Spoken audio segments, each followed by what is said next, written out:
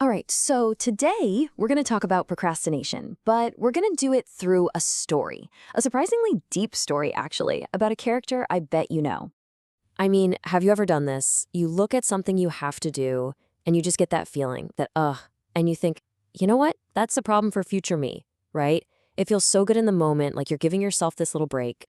Well, meet Toad. He is going to be our guide through this whole thing, and let me tell you, he is an absolute pro at the I'll do it tomorrow game. But, and this is a big but, as we're about to find out, that one little decision, it's the first step right into a trap, the tomorrow trap. So, our story kicks off with Toad waking up, and, well, he's got a problem. A big one. His house is a total disaster. And you can just feel it, right? He is completely overwhelmed by just how much work there is to do. And what's his first move? Exactly what our brains are programmed to do when things get uncomfortable. He avoids it. He literally just pulls the covers right back over his head and makes that classic promise that kicks off the whole procrastination cycle. And there it is. That's the procrastinator's anthem, isn't it? I'll do it tomorrow. Today, I'm taking it easy. It sounds so good, so simple. He thinks he's just bought himself a whole day of chill time. But is he really? Okay, but Toad's grand plan for an easy day hits a snag almost immediately. His buddy, Frog, shows up. And Frog is, well, he's a very practical guy. And this is the exact moment that a few things to clean starts to feel like an actual mountain. See, Frog doesn't just see a mess. No. He sees a checklist, a series of very specific individual jobs. And by pointing them all out, one by one, he accidentally turns this vague, fuzzy problem into a concrete and super long to-do list for poor Toad. And this list, this is where that whole fantasy of an easy tomorrow just completely falls apart. It's not just cleaning anymore. Now it's specific things. Pick up the pants, wash the dishes, dust the chairs.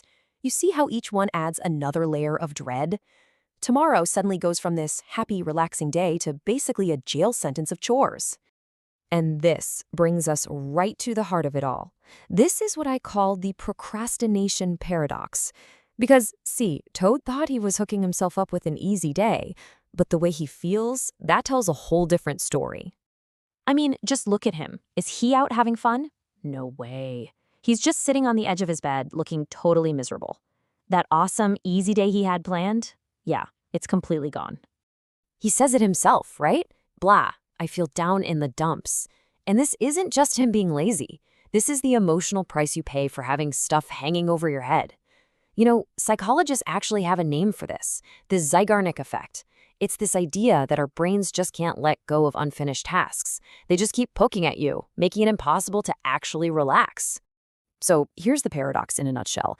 Toad isn't tired from doing the work. He's exhausted from thinking about the work. All that mental energy we spend dreading a task, it's almost always way more than the energy it takes to just get it done. But then, right when he's at his lowest, feeling all blah, Toad has this amazing breakthrough. He gets it. He realizes the only way out of this pit he's dug for himself is to actually do something. And what happens next is just a perfect map of how you get from dread to relief. It's this super simple but totally game-changing idea. Hey, if I do one of these things right now, then I don't have to do it tomorrow. It's a total shift in how he's looking at it. He stops seeing the chores as this terrible thing waiting for him in the future and starts seeing them as something he can get rid of right now. And just like that, he's off. First up, he grabs his clothes and puts them away. Boom, one thing down. Then he heads to the kitchen, tackles those dirty dishes. You can feel it, right? The momentum is starting to build. And he doesn't stop. He dusts the chairs. He scrubs the windows till they shine. And with every single task he knocks off the list, that mountain of work for tomorrow just gets smaller and smaller, and he starts to feel like he's back in control. And then, finally, he waters his plants. That's it. The last thing on the list. Done. That big, scary tomorrow list, it's completely empty. So what did he get for all that work? I mean, sure, a clean house is nice, but the real reward, that was something way better. It's that feeling of relief. It hits him instantly. He just feels better. That blah feeling is totally gone. Instead, he feels accomplished. He feels peaceful. That huge weight is just lifted. And that's really the big takeaway from this whole story. By grinding it out today, he really truly earned himself an easy, stress-free tomorrow.